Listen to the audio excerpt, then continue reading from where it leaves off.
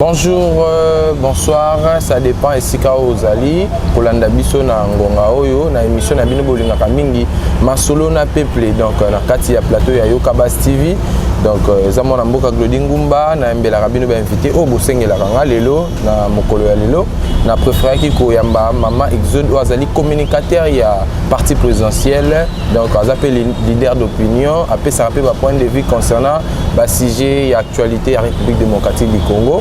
Sans plus tarder, Nako Yamba invité Langa. Bonjour Mme Exode. Bonjour Papa Glody.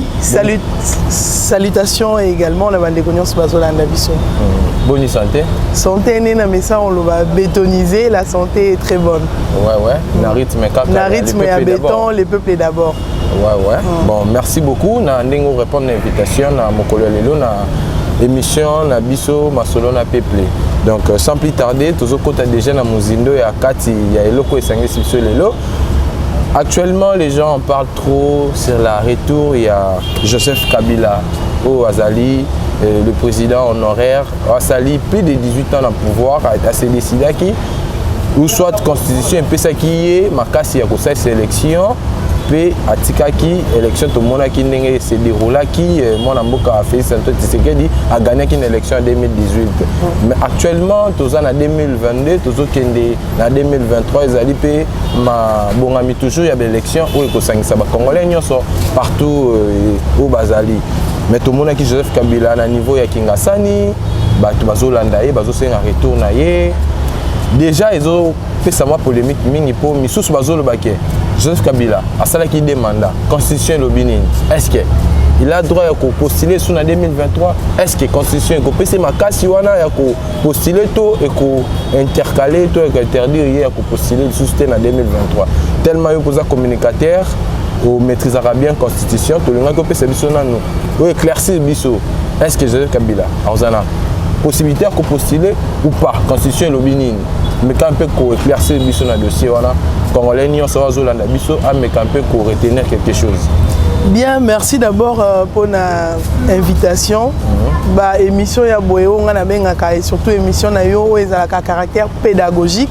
Na hésitaraté ko ya pour mituna ezaka ebele bande ko ba komela rabino également biso pe ba komela sport pe saka ba numéro. Il y a c'est un sujet qui actuellement ezosala tolé pe batu bazo mituna est-ce que souffrance auto-vivant qui est causée la biso est-ce que la constitution est liée à ton souffrir toté c'est pourquoi Robin Senga na baki na koya les gens peuvent déjà constater que to memi bible na biso ya mboka auto bengaka mobeko likondi ya mboka la constitution est là présente. Je vais d'abord avant de toucher la constitution rappeler à tout Congolais que le retour de Joseph Kabila n'est pas prévisible. Donc, il faut que Nekamba, pour dire que c'est impossible et impossible. Avant de la constitution, c'est impossible. Impossible pourquoi te font la constitution article 70. Nous allons lire pour le bâtiment voilà. Article 70, il y a constitution et lobby nabiso boy. Constitution de la République démocratique du Congo. Tozi constitution il y a Zaïre, tozi constitution il y a modifié par la loi numéro 11/00D du 20 février 2011. Né au constitution de la République démocratique du Congo, il y a 2006. Né tozo tanga ensemble avec bandekon article 70. La constitution dit ceci. Le président de la République est élu au suffrage universel direct pour un mandat de 5 ans renouvelable une seule fois. C'est-à-dire président de la République. Oyo Abimi président a sali 5 ans naïe et puis après 5 ans à sali nini à Longo il ne sera plus président de la République. C'est le cas pour Kabila. Kabila également laissé qui ne peut plus revenir au pouvoir. Il laissait pour enrichir Yango, constitution d'habitation Equity et lobby à la fin de son mandat, le président de la République reste en fonction jusqu'à l'installation effective d'un nouveau président élu. On a eu un autre président. Donc, ayez qu'à soutenir alinéa liboso pour na kolobake paragraphe liboso pour na kolobake Et Salamaki n'a respect, il y a que le président est parti et un autre président élu a eu sali passation. Ce n'est pas que le président Koufaki n'est président du Sénat, il y a sali intérim, si maintenant tu organises l'élection, non, la condition est claire et ça a été le cas pour nous, il y a eu passation d'ailleurs de manière pacifique pour la première fois. Joseph Kabila ne reviendra plus au pouvoir. Pourquoi on a précisé une seule fois? Pourquoi est-ce qu'on a précisé une seule fois? Une très belle question. Parce que les gens pensent que c'est de manière successive. Le président de la République a accueilli à Salaki 5 ans. Les gens pensent que Nenga Salaki 5 ans a renouvelé une fois, une seule fois. On a toujours dit que la constitution c'est comme la Bible. Bible non. La constitution a toujours derrière la constitution, même la Bible elle dit que derrière les esprits, derrière les textes ou derrière tout texte il y a un esprit. Derrière écrit esprit zalaka. Esprit na constitution ezopé sa pifoter la président de la République. Oyo asalaki déjà mandat na ye moko pas renouvelé qui de manière intercalée que salaki 5 ans au long oye lisusu parce que 5 ans na yo wana on dirait ba bombela ki yo. Nazo fond la parenthèse moi qui avant à continuer. Maman Olive Lembe tant asalaki tourner le 8 mars na ba le 8 mars maman Olive a gâché la biso ba femme journée na biso le 8 mars na est kokende koloba oui nazo kene kokende koloba journée à basi. Oui, c'est ma maman que moi Nabino Joseph Kabila, Azana nous jeunes, à Kokili sous Kozon, a popé sa chance pour Azana ba projet Oyo déjà Salaki a Silisa quitté. Question de tous les projets ni Joseph Kabila Salaki a Silisa quitté. Est-ce que chez Beyade à cause de sous soit Koufa projet à continuer en wana est-ce que Rossi Timangam sous soit Bota a Koufa quitté na deuxième na projet Oyo et Zalaki accompli. C'est quelque chose Oyo Bagoki ko rêvé. Bah rêver toyer tout continuer toujours soutenir article 70 parce que les gens jusque là n'ont pas eu explication clarté. Article 70 avant tout comme un article avant tout comme la loi portant sur les statuts des anciens présidents tous article 104 il y a Constitution de la République démocratique du Congo. J'insiste Constitution République démocratique du Congo et la Constitution il y a Mboka Moussouté. Article Joseph Kabila. Et il y a Joseph Kabila parce qu'il a été président de la République. Il y a ancien président de la République. L'ancien président de la République qui est vivant, c'est Joseph Kabila. Oh, la ligne Azolo, t'as causé à la pouvoir. Totangi, article 104, alinéa 6. Paragraphe 2 à Sénat. Totangi, article alinéa 6 et lobby. Les anciens présidents de la République sont de droit sénateur à vie. Sénateur à vie. Balobi non le quoi sénateur à vie Maroko zonga na ya sénateur qui président sali des mandats na comme sénateur à vie Maroko zonga li si ko to comprendre ni nyezo ko empêcher en tant que sénateur à vie asa nini azonga président de la République. Nous allons lire la loi portant statut des anciens présidents de la République démocratique du Congo ou chef d'État dans son article 2 et lobi boy eza idée na ngweza que les anciens présidents un ancien président c'est qui? C'est tout citoyen qui a accédé par les élections aux fonctions de président de la République, les a exercées, donc ma fonction a exercé et quitté conformément à la Constitution. Conformément à la Constitution, il y a un article de 70 à la fin de son mandat, le président de la République reste en fonction jusqu'à l'installation effective du nouveau président élu. Conformément, c'est-à-dire passation et salami. Il y a Kei Moussoussou Azongi, Ndeyewana Azanani, ancien président. Mais tout qui ne peut paraphraser les sous tout peut soutenir, je vais dire toujours et le que Joseph Kabila en tant que sénateur à vie.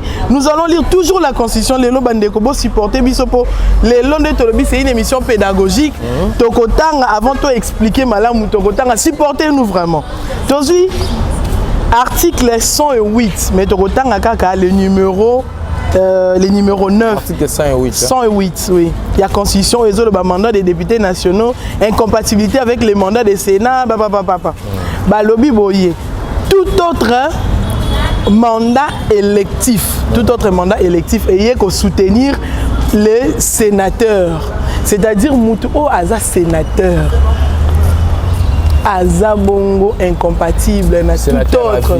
sénateur d'abord. Sénateur simple. Sénateur d'abord. Bon, parce qu'avant dans la vie, sénateur d'abord. Ouais. Sénateur. Tu retenir que sénateur, bon incompatible dans le mandat sous électif. Si tu as à vie. Pour sénateur, vous avez Sénat 5 6 la quoi. Comme une aspiration comme président de la République. Le cas là sous sénateur nini à postuler. Mais pour le cas na ka Makambetangi Joseph Kabila, ndenge to tangi na article 2, il y a loi portant statut à l'ancien président et lobby na biso que Azali a exercé une fonction à longue passation et salami de manière en respectant quoi la constitution. Est-ce que tu respectes la constitution que le mission 104 alinéa 6 qui est un sénateur à vie. Pour nous que que sénateur incompatible. Non mais tous on a homme qui mais constitution les autres déranger mais c'est trop hein. Exact clair papa. Qui na biso boende tika Bible. Exact clarté et qui na biso en 70 et le qui est président de la République azo salama ta la française a bien. Tolanda qui le professeur Némi Moulania ou asala qui fait déclaration au niveau ya TV5 ou le baki est na disposition constitutionnelle mon côté aux ko ça de Joseph Kabila. Mais yango tozotanga na ebité dispo ya zotanga décortiquer constitution. Yo ka ko tunenge lobby. To bandelango papa. Le président de la République est élu au suffrage universel direct pour un mandat de 5 ans renouvelable. Et le une fois. Et le une seule. C'est-à-dire ce n'est pas deux fois. Une seule fois. Après, et le n'a biso na 104 que cette personne a comme un sénateur à vie.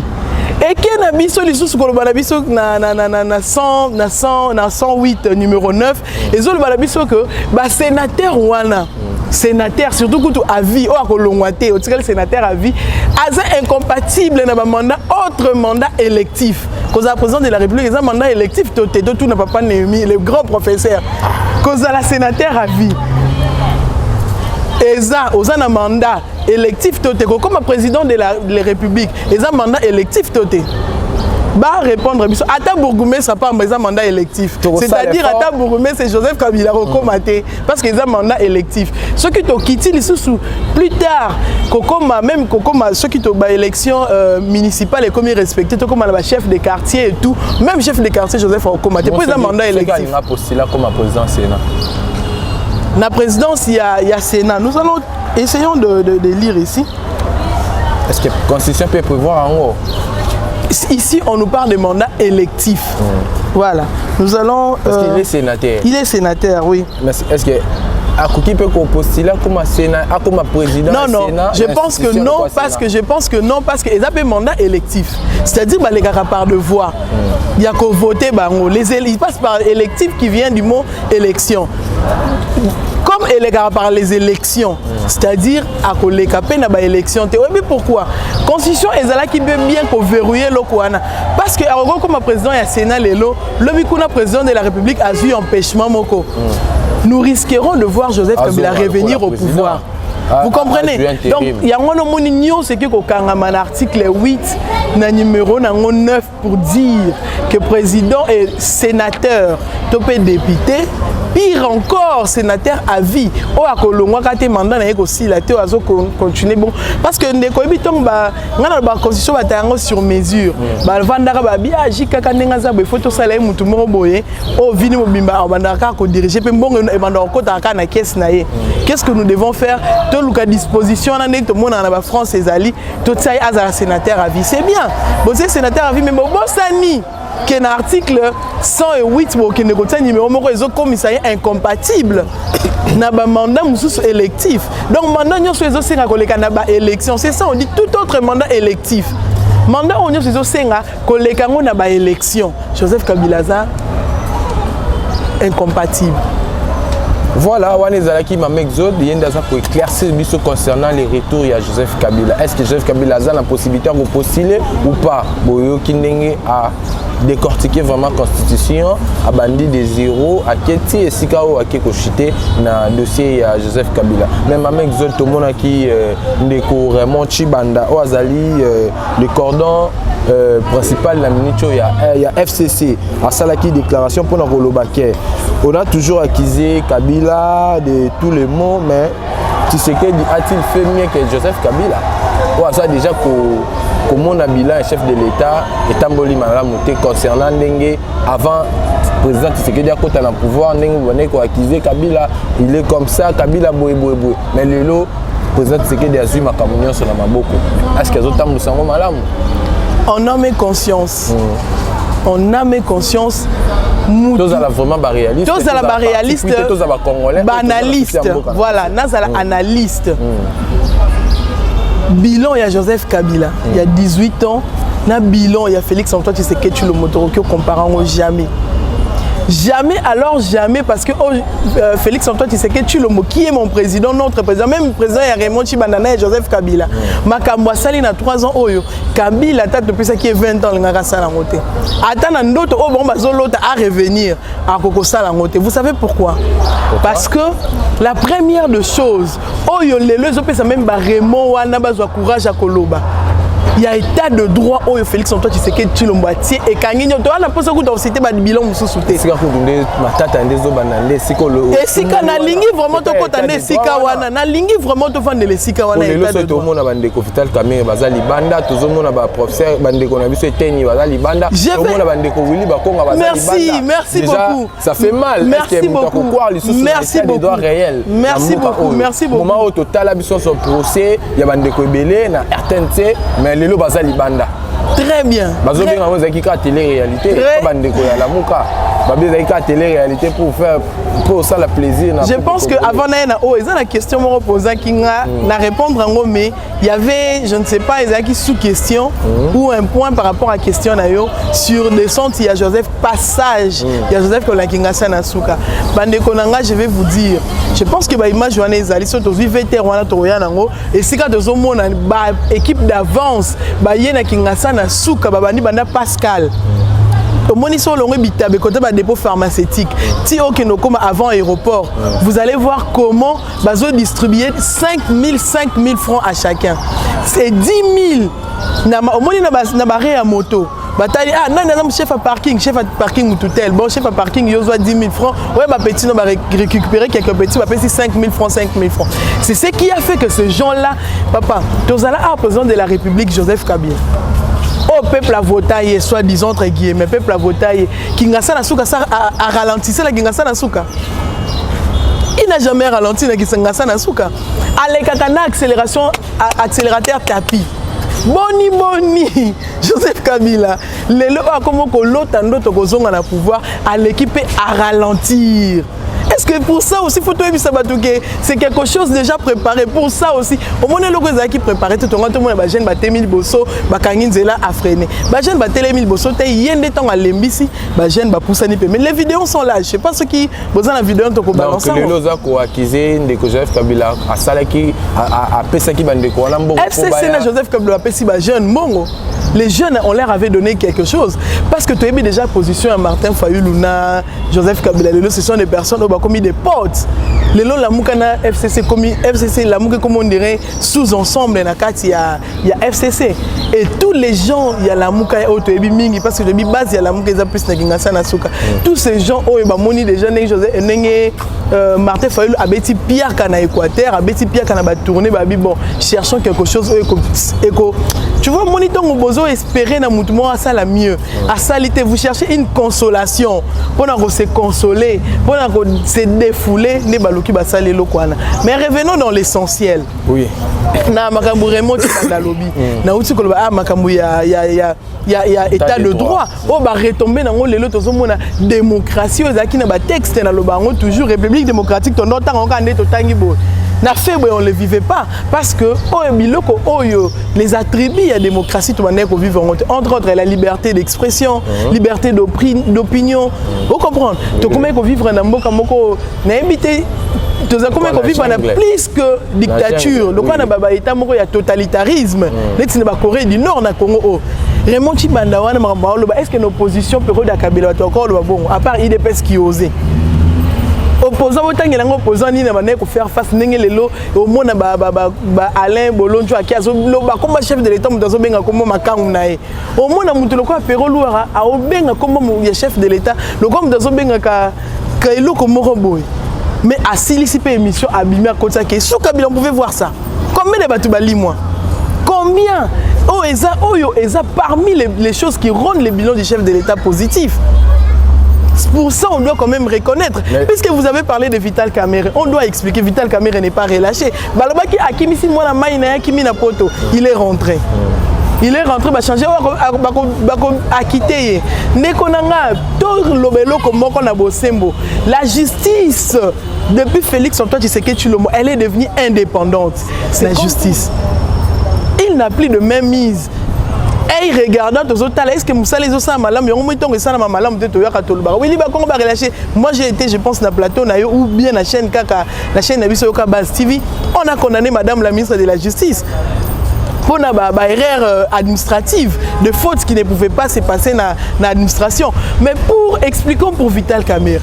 Pour Vital Kamerhe, tout le monde qui est Vital Kamerhe tombe condamné, accueilli. Na droit, on les a droit constitutionnel, ils ont garanti à ça là appel, à ça le premier appel, tout le monde 20 ans, deuxième appel et qui dit 13 ans. Mais à ici la voie de recours, est-ce qu'elle la voie de recours la voie extraordinaire par la cassation. Je répète ici que la cassation c'est une juridiction où être la forme, une juridiction de forme et de violation. Est-ce que le quoi dans la matière pénale, procédure pénale, est-ce que Zala qui violait? Vous comprenez? Est-ce qu'il n'y a pas eu d'erreur dans la procédure? Est-ce que Mibé Konde Lobamaki, est-ce que la loi de Talama et Lobamaki a to loi te? Donc ba moni forme salami bien te.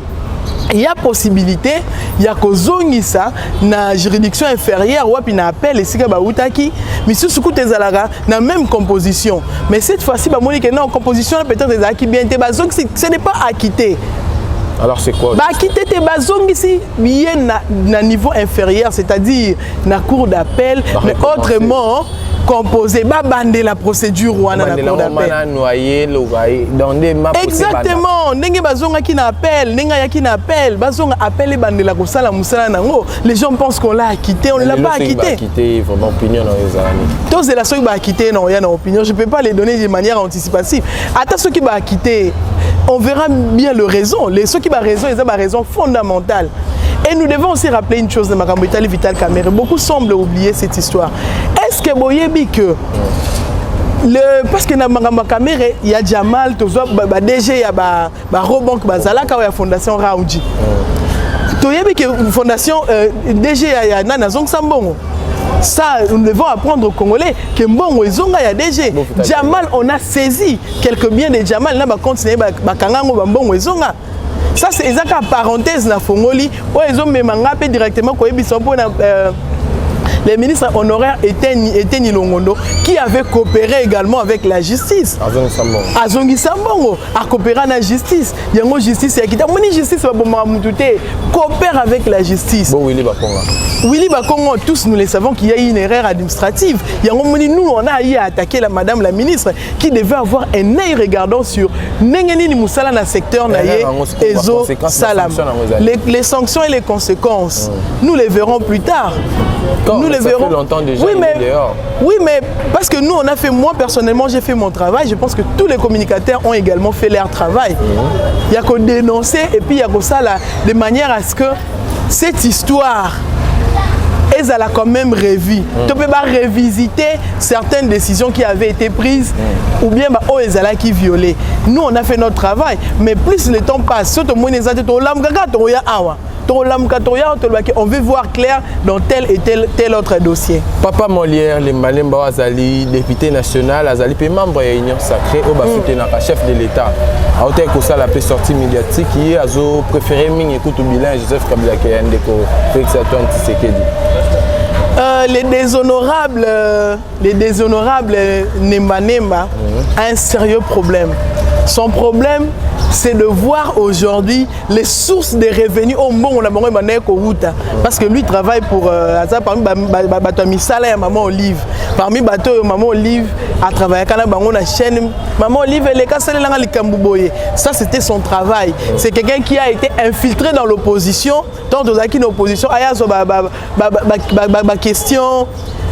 Oh, Batoiseau s'est posé, n'a pas réponse à même de l'autre côté. Ça, on l'a su, période de l'élection. Tant au Moni Azala qui m'a pensé, il y a papa, le président Bahatz aujourd'hui, qui était aussi dans l'opposition, qui était dans le pouvoir avant, mais ce temps de Zaki dans l'opposition.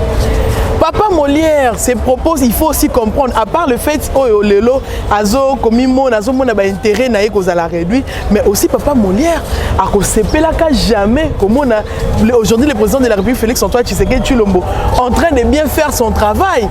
Bien faire son travail, tout le monde seni lelo nengi seni comme une indépendance mon makas et par rapport aux nouvelles lois, la nouvelle loi électorale, ils ont quoi interdire mutu kozwa membre de la famille comme suppléant. Je rappelle au Congolais pour na kopesa Congolais kanda. Papa Molière abima député national.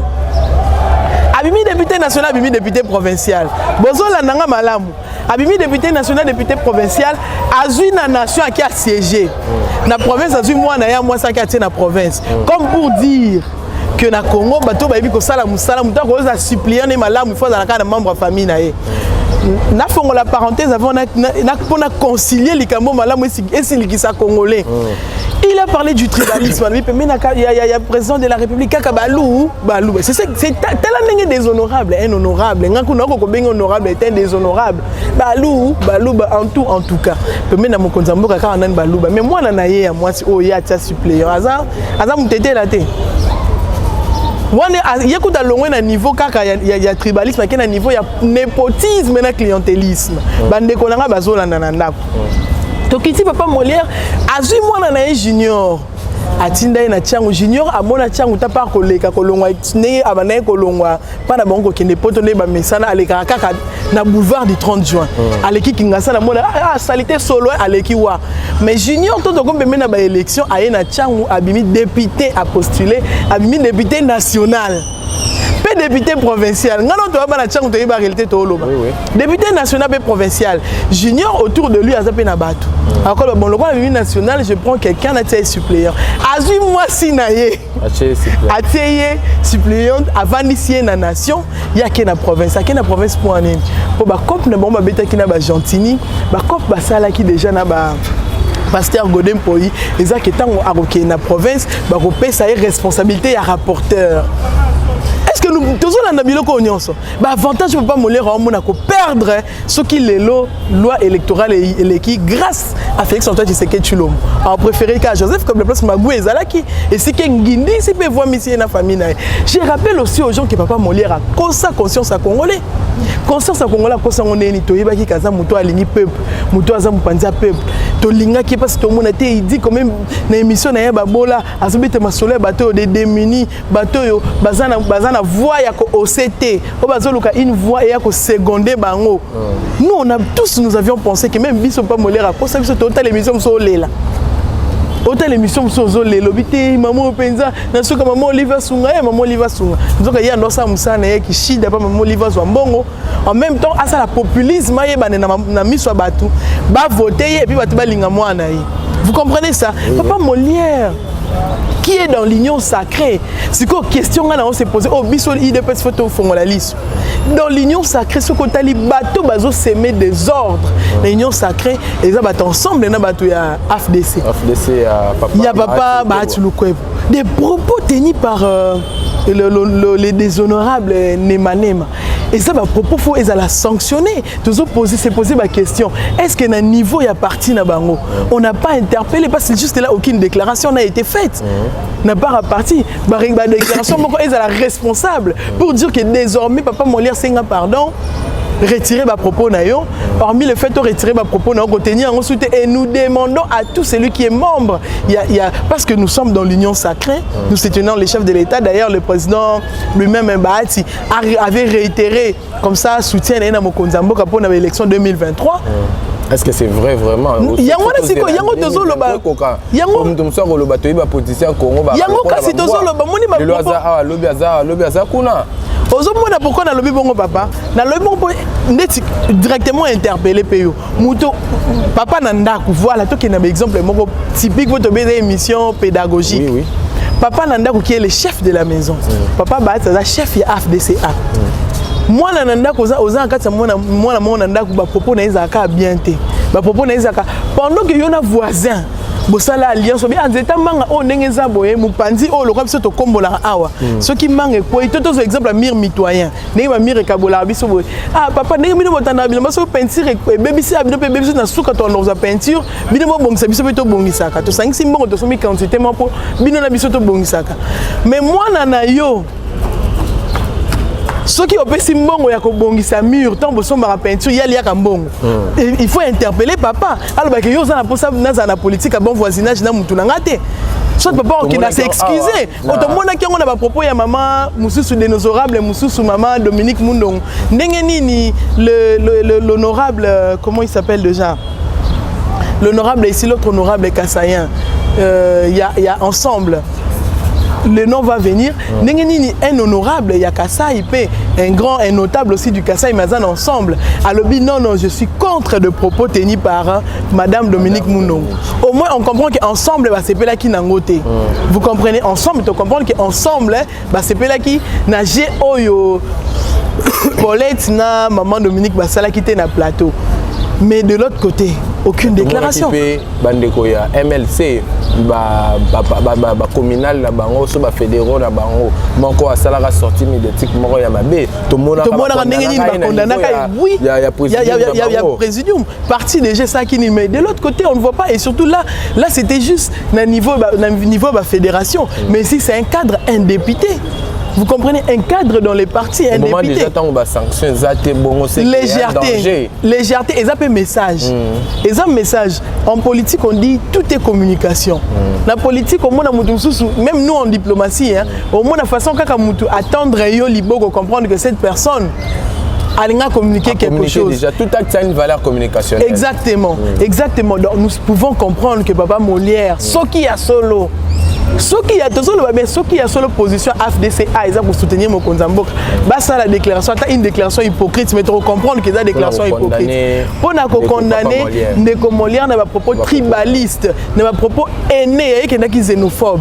Et comment il y a xénophobie parce que alors moi qui na moniteur montant le tribu on peut comprendre abino baluba mais il y a qui na niveau ya ko balongo la baluba o bazamu omona et quand si moi xénophobie moi on baluba basalani na mboka o nga mukongo na biso ba vidéo na nga mingi so batali matama na nga bi oyo ata matama muluba donc eso ngamo na ko mi benga so na sali vidéo na so ka matama point com li passe à Fati parce que ba ko finga nga matama ça la lien entre moi et les chefs de l'État et les gens me taxent de Luba je leur dis oui naza muluba kasa muluba ya Congo central ngana za muluba ngaso ko bengi nga lukombo na tala tefo benga lukombo po baluba ba yebe okabola ba bokabola makaza na biloko bo apesi po lia biso to yebi à l'époque to kola banda ku muso ba bandeko na biso baluba oza moke olie fufu otoli j'ai to Kasai na biso ba thermos a fufu ba na ko ya chaque jour na chambre la zala ki ngamo ba na liate na zonga boye na leka 100 kilos.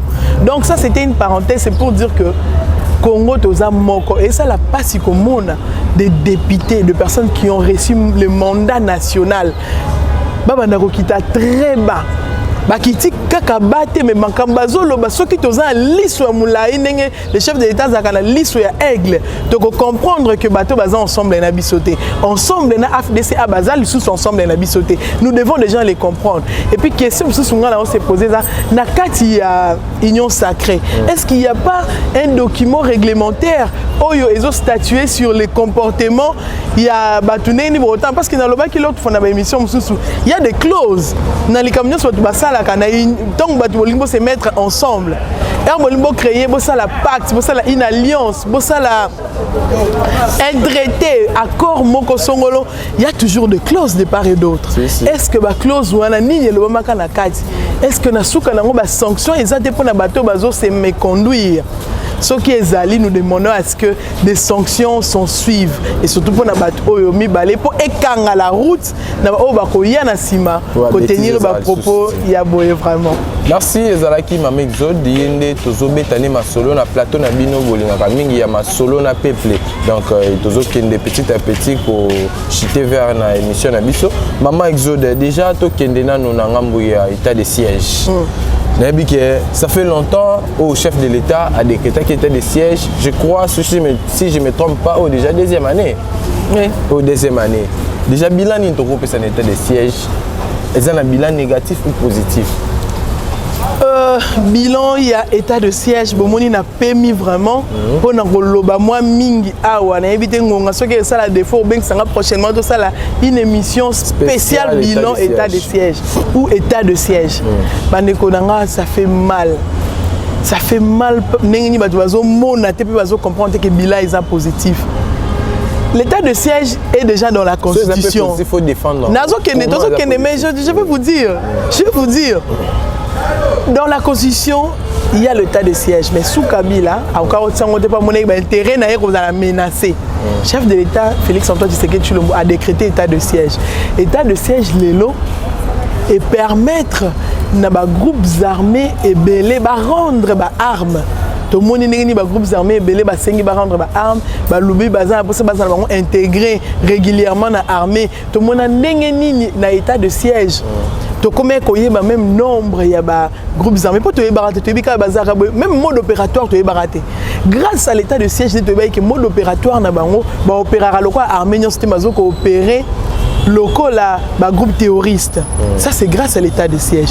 Aussi grâce à l'état de siège, tu vois que occupation de G Salama na mboka na biso. Tandis que ce bataillon ba utaka ba attaquer ba zongi nzoka ba vendre ba botola na ba village. Ah bon? Oui, mais vous n'avez pas vu papa. Congolais nyo sa mona ndenge ni to mona na ba télé. De cela mettre les locaux na répétons presque une émission nyonso.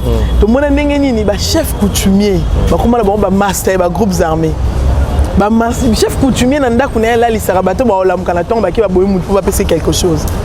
Toyeba rangoté hein sous Kabila. Toyeba katé que entre nous les Congolais moni papa mboso belé la quitter les groupes armés pour comprendre que ici parmi nous il y a des gens qui manigancent pour qu'il y ait et c'est aussi je dis que c'est grâce à l'état de CND toyeba les que ba politique est belé na tout monde ba même ba ça bato ba finançant ba groupes armés pour ba ngoton guerre conflit ezali guerre ezali ba yiba ba minéraux.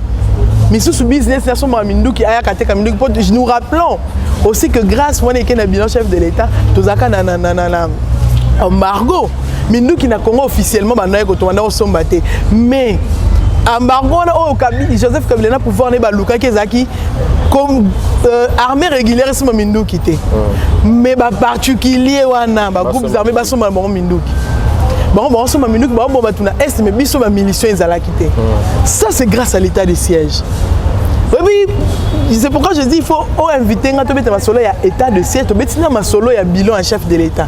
Il y a beaucoup à dire. Donc vraiment, je pense que Raymond Tchibandazo aura ma réponse. Et si comme on va dire qu'il y a obscurité. Il y a 4 jours, 7 jours, je pense. Il y a moins d'une semaine. Tout le monde a est mboka mobimba. Les Araki na banzete. Il y a plus de, il y a mboka moko étendu moko, il y a plus de 5 hectares. Bah kata banzete un espace il y a 4 jours. Bah déraciné banzete, bah tout ni bah chef il y a localité, bah chef des autorités municipales, bah bitoye bité. Mais n'a posé papa qui n'a posé question. Donc vous tronçonnez les okata nzete. Bah quel est le kende musika to eke musika de. Parce que bah déraciné bah kati banzete, bah yibi bah minéré pendant ce temps. Bah kati biso banzete pour dire qu'on a ça là que les lots congolais doivent payer une solution avec nos arbustes, nous devons garder étant habitat naturel, étant naturel, il y a un cannabis, environnement, le biso est sain. On nous a volé banzete, grim, kata et kenan espace à moukier. Tu vois comment on a grâce à l'état de siège, l'inspection au état de siège est sali. Tant bazo ça la descente, tu vois comment on a mais sous Kabila on ne pouvait pas savoir que ces choses-là existaient. C'est vrai que le Rwanda a infiltré Bisso jusqu'à donc au sommet. Et aussi, c'est grâce à l'état de siège aujourd'hui, le Rwanda a changé technique. Rwanda s'est sentir mal à l'aise à l'est de notre pays. A changé technique. A changé technique, tout Fongolamis a changé stratégie. Congolais, Fongolamis, papa, mon lien prochainement, lié le colonel Makamabé, chef de l'État, comment possible proposer ma piste de solution. Le Rwanda, se sont déjà menacés par rapport à l'état de siège dans l'Est. À qui a signé accord un petit pays comme le Rwanda. Je vais rappeler aux gens que les Rwandais au Congo de Rwandais va récupérer Rwandais récupérer bon bazora bangote.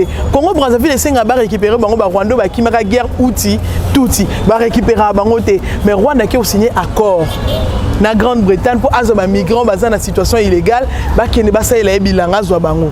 arotsa bango po déjà o bande connaît baza azwa bango te o baza kuna bazo kokate Rwanda alinga zwa ba migrant à côté mais si ko tuna nganini akia sali deuxième accord na Congo Brazzaville ba pesa ye mabele côté ya Mayombe mboka moko côté mboka ba Congo parce que forêt Mayombe o e traversa Mayombe na biso ekendati na Gabon mon kuna basala bilanga bande ko nanga nzoka Mayombe okolonga Mayombe ya Angola makolo ekokota na Mayombe ya Congo Brazzaville zamba muta repérer ote tel danger tozo courir Mokonzi Mboka chef de l'état Fongola Limiso le ministre de l'Intérieur et Sécurité Fongola Miso papa Daniel Asselo ba service na biso ezaka ba passoire ba DG ba anero ba tala makamute collection n'importe qui ba Fongola Miso tozo courir danger ba comprendre déjà que na est ba kokate pour état de siège vandi ba liba changer stratégie ba kota na rappeler ba duke ba tuba utaka kamba ba Congolais Brazzaville utaka kamba ba yaka ba leka na bitu mobilité ba leka na ma ya mukie wana ba kaisa ba yaka kamba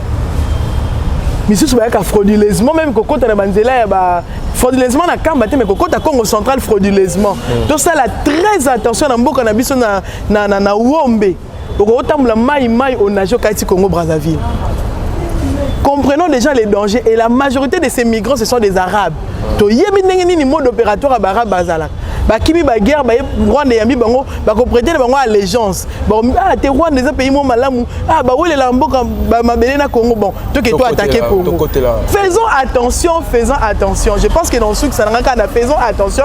To Fongola miso Mokonzi Mboka Fongola miso. Ba to baza mo ko permis na Mokonzi Mboka. Bon comme ça message sur ba communicateur de zo pesa. Bozo bomba information wana Mayombe kangama na Mayombe na biso. Déjà, boyoki la manière dont ma Exode a mis si ba révélation oyo eza toza recourir na République démocratique du Congo. Rwanda a commis na niveau ya Brazza kuna na papa Sassou Nguesso a sengi ba pesi mabele pour sala bilanga. Na mabele bazo pesa e sangana na mabele na biso kuna na niveau ya Mayombe to bengi na province ya Congo central. Donc to senga na gouverneur ya Congo central zo sala intérim. To senga na papa Asselo azali ministre intérieur. Bozala vraiment na vigilance na niveau wana toza vraiment na besoin ko côté sous infiltrer na mboko déjà ba infiltrer biso ebele tozwa temps ya ko repérer bango ya ko benga na bango et non ba kota lisusu to koma na difficulté makasi na niveau République démocratique du Congo mama Exode tozo kende déjà vers fin émission na biso on a posé oté ko couper sango na 2-3 minutes to me camper ko chiter la émission. Je pense que tout est déjà dit.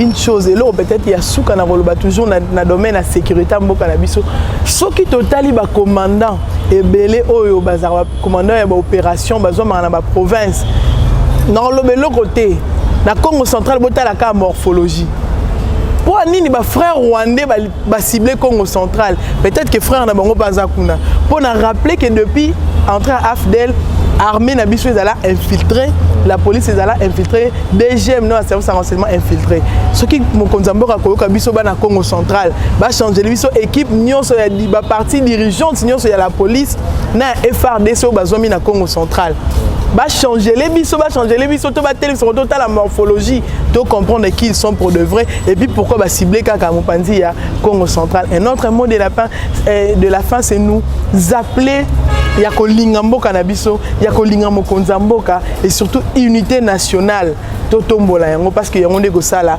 mboka na biso ekende liboso. Le numéro de téléphone c'est le +243 89 97 67 0